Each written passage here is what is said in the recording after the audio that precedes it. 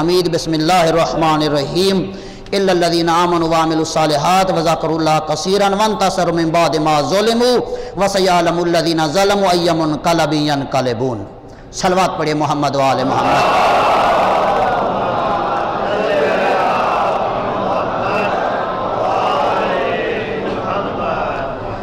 عزیزان گرامی، ایام عزا کا یہ آخری جمعہ ہے اور آپ نے ایام عزا کے جمعے کے خطبات میں آپ نے اسی آیت کی تلاوت سنی، سورہ شعراء کی یہ آخری آیت، جس میں پروردگار عالم نے بتایا کہ عنقریب ظالموں کو پتہ چل جائے گا کہ ان کا ٹھکانہ کہاں ہے۔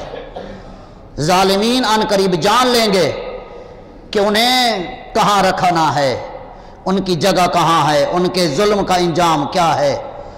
اور ہم نے دیکھ لیا، آپ نے بھی دیکھا کہ نائجیریا میں مومنین پر جو ظلم ہوا، ان کا جو قتل عام ہوا، نائجیریا کی آرمی نے، نائجیریا کی فوج نے، عزاداران امام حسین علیہ السلام کا جس طرح قتل عام کیا ہے، صاحبان عقل سمجھتے ہیں کہ یہ کس کے اشارے پر ہوا۔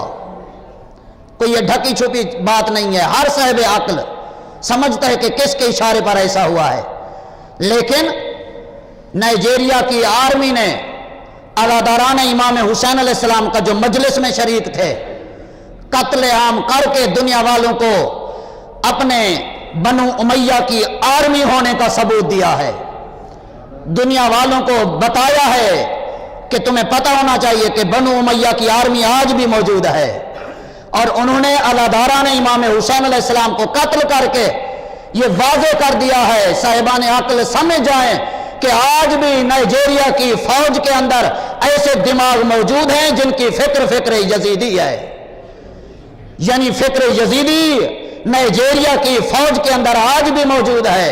لیکن انہیں پتہ ہونا چاہیے اگر نائجیریا کی سرزمین پہ فکر یزید موجود ہے تو وہاں فکر حسین رکھنے والے بھی موجود ہیں، وہاں فکر حسین بھی موجود ہے۔ اور دنیا نے دیکھ لیا ہے، میڈیا نے دیکھ لیا ہے جو انہوں نے قتل عام کیا ہے۔ لیکن یہ کیوں قتل عام ہوا ہے؟ صرف اس لیے کہ انہوں نے دیکھا اتنی کثیر تعداد میں عزاداران امام حسین علیہ السلام، عراق کے بعد سب سے بڑا قافلہ انہی مقتولین کا تھا، انہی شہداء کا تھا جو 40 پہ جا رہے تھے، اور اتنا بڑا کثیر قافلہ، اتنی بڑی عظیم تعداد میں ایک مرتبہ دشمن اسلام گھبرا گیا، اسے پتہ چل گیا کہیں ایسا نہ ہو کہ ایک مرتبہ 40 یہی منائی جائے، کہیں ایسا نہ ہو نائجیریا میں انقلاب آ جائے۔ تو ایک مرتبہ کیوں؟ اس لیے انہوں نے دیکھا کثیر تعداد میں ہے اور پیدل جا رہے کربلا کی طرف، ایک ہی آواز گونج رہی تھی، لبیک یا حسین، لبیک یا حسین، یا حسین، لبیک یا حسین، لبیک یا حسین، لبیک یا حسین، لبیک یا حسین۔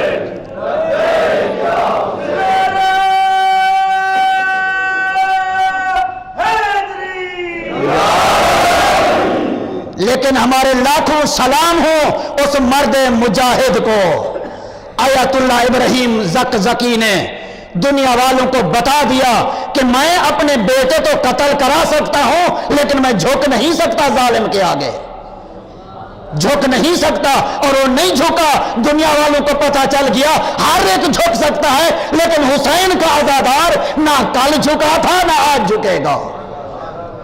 کیوں؟ اس لیے تاریخ سامنے ہے، حجر بن عدی کو کتنا کوشش کی گئی تھی جھکانے کی۔ امیر شام جو تخت پہ بیٹھا تھا، اس نے کیا کہا تھا؟ کہا منبر پہ جا علی کو گالیاں دے، علی کی شان میں نازیبا الفاظ استعمال کر۔ اس نے کہا مجھ سے یہ قتل ہو نہیں سکتا۔ کہا میں تیرے بیٹے قتل کرا دوں گا، کہا میرے سامنے کرا دے، یہ ذرا بھر بھی مجھے فرق نہیں آئے گا۔ کیوں؟ اس لیے جس زبان پہ علی آ جائے تمہیں کیا پتا علی کی عظمت کیا ہے، تمہیں کیا پتا علی کا مرتبہ کیا ہے۔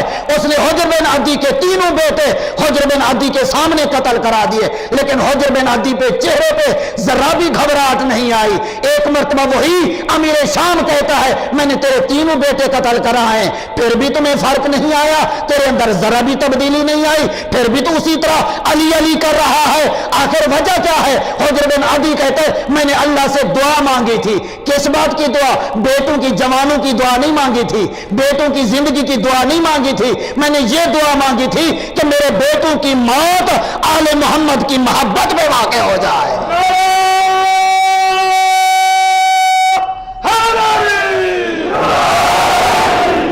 اور آج میں دیکھ رہا ہوں حجر بن عدی کہتے ہیں میری آنکھوں کے سامنے آل محمد کی محبت میں میرے بیٹے شہید ہو رہے ہیں۔ ہمارے لاکھوں سلام ہو اس حجر بن عدی کا کردار پیش کرنے والے آیت اللہ ابراہیم زکزکی کو کہ جس کے چاروں بیٹے آل محمد کی محبت میں قتل ہو گئے، پھر بھی اس مرد مجاہد کے چہرے میں ذرا بھی گھبراہٹ کے آثار نہیں تھے، ذرا بھی تبدیلی نہیں آئی۔ کیوں؟ بتا دیا جو کردار حجر بن عدی کا تھا وہی کردار آج آیت اللہ ابراہیم زکزکی کا ہے۔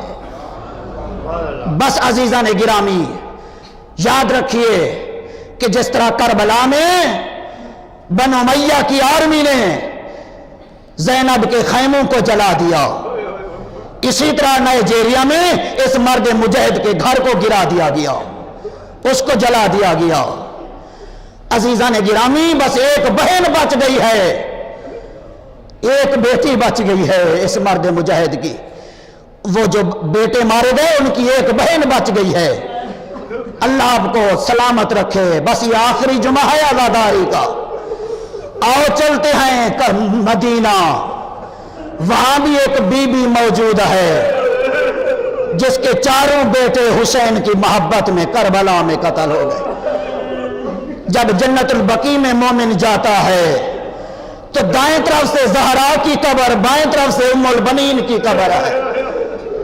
اجرکم علی اللہ۔ بس عزاداران حسین اللہ آپ کو کسی غم میں نہ رلائے۔ دو جملے سن لو، دو جملے سن لو۔ جب بشیر نے ندا دی مدینے والوں، مدینے کے سردار آ گئے ہیں، ام البنین کے ہاں ایک چھوٹا سا بچہ ہے جس کا نام عبید اللہ ہے، یہ عباس کا بیٹا ہے، عباس کا بیٹا ہے عبید اللہ۔